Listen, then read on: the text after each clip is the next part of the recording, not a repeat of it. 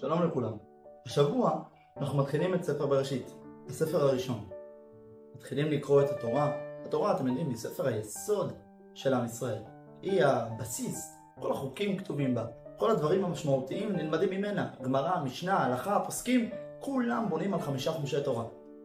המפתיע הוא שכולם מתחילים לקבל את ההוראות שבתורה, את כל הדברים החשובים שנמצאים בתוכה, רק בעוד ספר וחצי.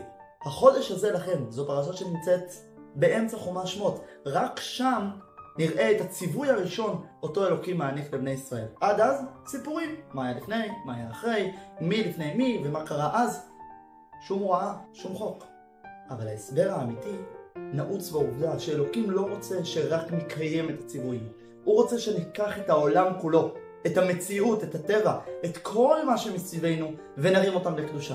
לא רק לשבת ולהניח תפילין בבוקר, גם בזמן שבו יוצאים החוצה, חוזרים הביתה, גם בזמן שבו לא עושים מצווה, עדיין עושים דבר טוב. שיהיה לכולנו שבת שלום, בשורות טובות.